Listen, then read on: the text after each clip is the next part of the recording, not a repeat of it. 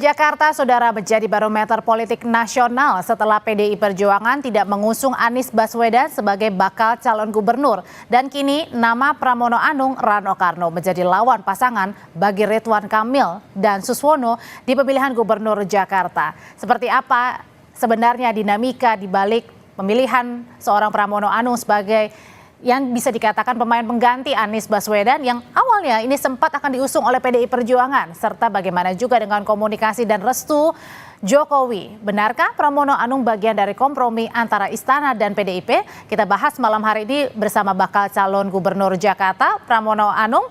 Sebelumnya kita juga sudah mencoba mengundang Bacagub Jakarta Ridwan Kamil, tapi yang bersangkutan berhalangan hadir. Malam Mas Pram. Malam, Audrey. Mas Pram, jadi hari ini mau tahu dulu nih kegiatannya hari ini, katanya agendanya internal, katanya tadi sudah foto bareng Bang Rano juga, jadi karena terburu-buru semuanya pencalonan, jadi baru foto berdua nih malam hari ini atau sepanjang hari ini nih?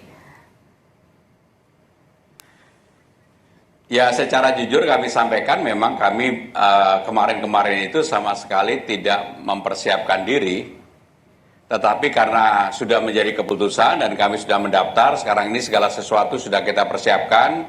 Bahkan besok saya dan Bang Dul akan tes kesehatan yang pertama, karena kita yang mendaftar yang pertama. Sehingga dengan demikian walaupun nggak pakai deklarasi, kita langsung mencalonkan.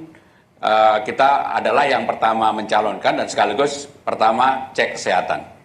Meskipun tidak sempat deklarasi, Bu Ketua Umum Megawati juga tidak secara langsung ya mendeklarasikan, berbeda dengan pemilihan kepala daerah lain-lainnya begitu yang sudah mendeklarasi namanya dan kemudian dari daerah mana, Mas Pram. Jadi betul nih Mas Pram, ini posisinya sebenarnya adalah menggantikan posisi Mas Anies yang awalnya semula akan diusung oleh PDI Perjuangan di Pilgub Jakarta. Di PDI Perjuangan sebelum ada keputusan, itu bukan keputusan. Jadi Pramono Anung bukan pemain pengganti. Pramono Anung adalah pemain utama yang dicalonkan oleh Ibu Mega untuk maju di Pilkada DKI Jakarta. Bahwa pada saat pencalonan ataupun keinginan Mas Anies sebagai calon di PDI Perjuangan, saya termasuk yang pada waktu itu mengapresiasi dan mengendorse.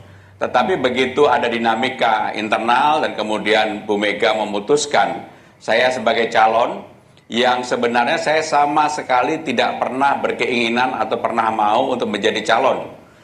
Tetapi dengan keputusan ini tentunya saya sangat serius untuk maju, saya bersungguh-sungguh, saya juga dengan Bang Dul akan menawarkan gagasan-gagasan program-program kepada seluruh warga Jakarta apabila mereka percaya bahwa saya dan Bang Dul merupakan orang yang dipercaya untuk dipilih. Meskipun juga Mas Pram ini berkali-kali juga bilang awalnya menolak ya pada saat Bu Ketua Umum Megawati Soekarno Putri menawarkan untuk posisi Bacagub Jakarta. Saya menolak dari awal dan ketika pada hari Senin jam 1 saya dipanggil oleh Ibu Ketua Umum, saya juga menyampaikan bahwa saya tidak bersedia. Kemudian ada perdebatan panjang lah sampai dengan hari Selasa, saya juga masih menolak. Tetapi kemudian pada hari Selasa jam 7 setelah saya duduk, saya renung karena jarang sekali Ibu Ketua Umum, Ibu Mega itu memutuskan untuk hal yang krusial melalui mekanisme yang seperti ini. Walaupun secara jujur, Audrey, saya sama sekali tidak pernah berniat untuk mencalonkan. Mas Pram, kalau tidak pernah berniat mencalonkan, kemudian juga rasa-rasanya dinamikanya sangat kerasa sekali, bukan hanya di internal, tapi sampai dirasakan juga di masyarakat. Bahkan ada sampai sekarang mungkin masih ada yang banyak mempertanyakan kenapa Mas Pramono Anung yang dipilih begitu. Tapi ada yang menduga, benarkah dipilihnya seorang Pramono Anung sebagai bakal calon gubernur Jakarta ini merupakan bentuk kompromi dari PDI Perjuangan untuk bisa menjembatani antara PDIP agar bisa masuk ke koalisi pemerintahannya Prabowo Gibran?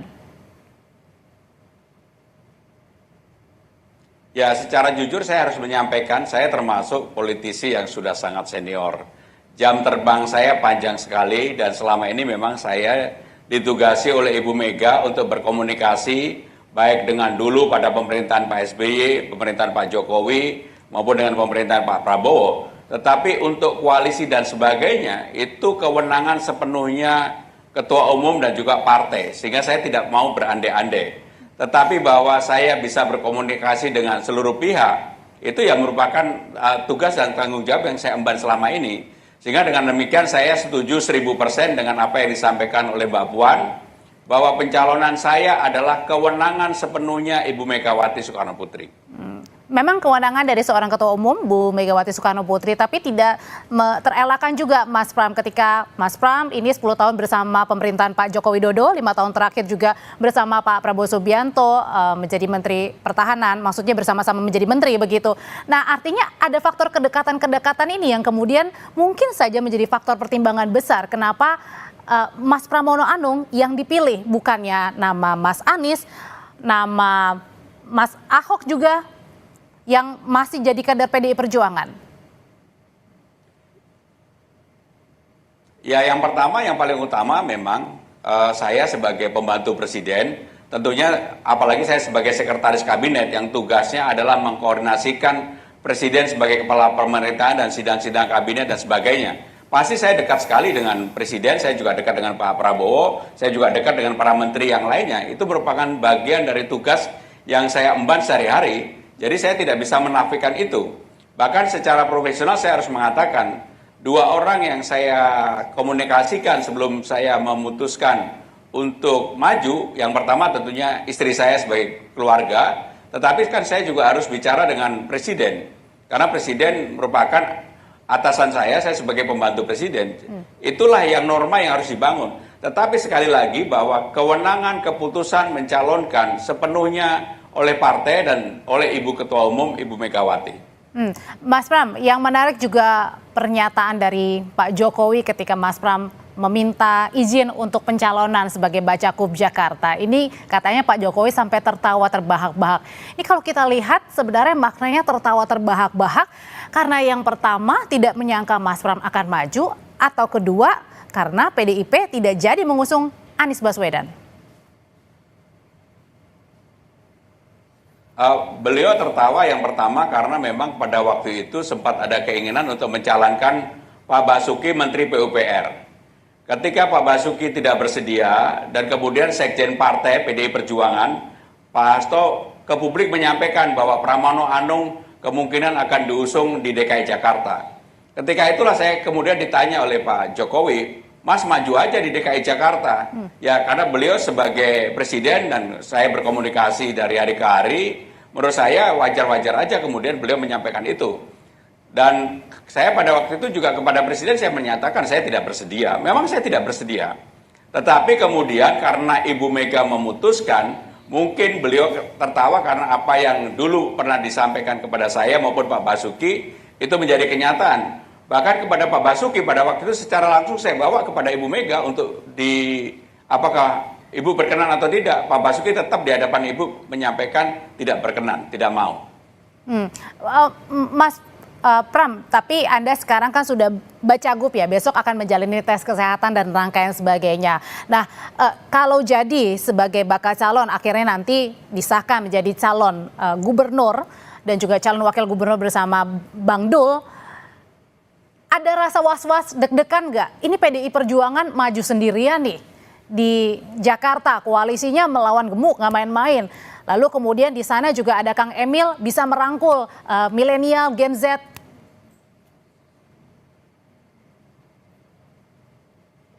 Ya, kekhawatiran kalau saya bilang nggak ada, saya pasti berbohong. Dan beberapa teman-teman saya menyampaikan kepada saya, Mas, emangnya Mas mau turun gunung? Ini bukan turun gunung, ini naik gunung yang tinggi sekali, tidak mudah. Saya juga kenal secara pribadi dengan Bung Ridwan Kamil, sehingga dengan demikian menurut saya ya ini menjadi kompetisi yang akan sehat. Saya malah lebih senang kalau orang menyampaikan kepada saya bahwa memang saya hampir 10 tahun tidak pernah mau tampil di publik karena mengerjakan dapurnya presiden dengan sangat sengaja.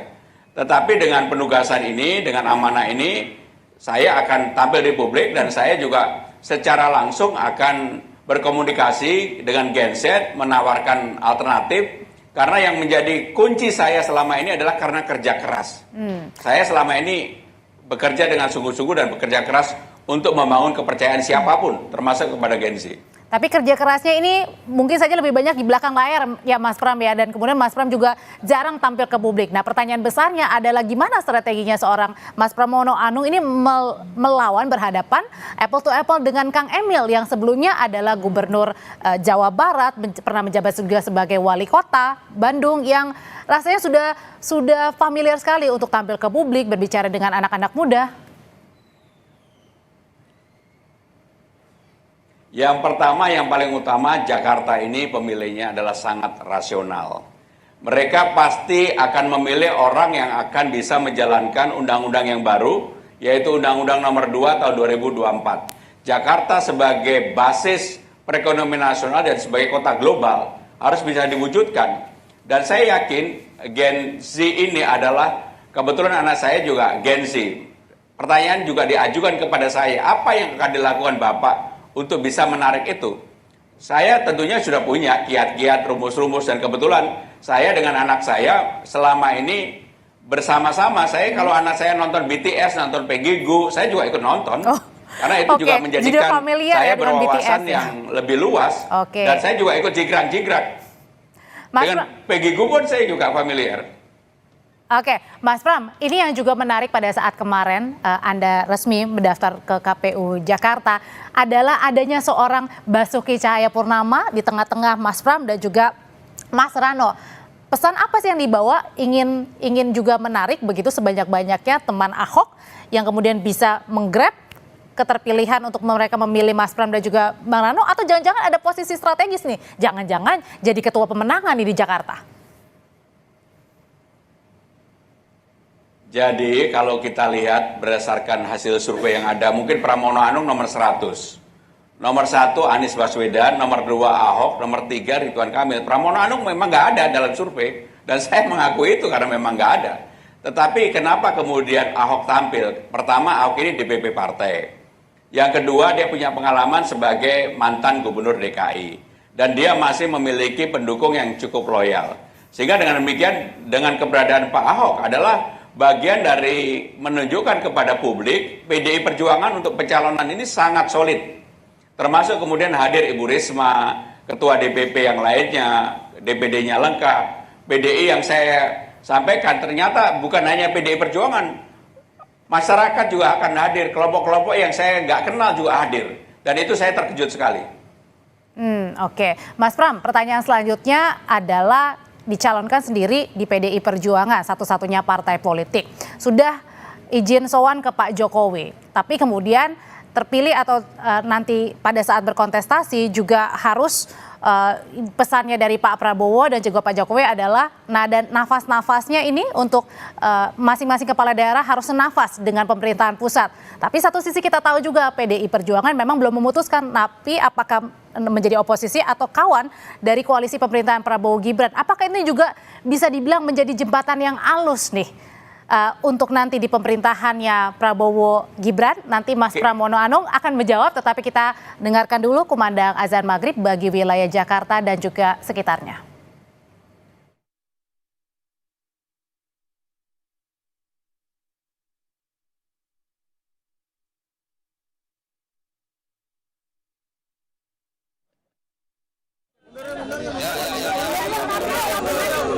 Awas dompet.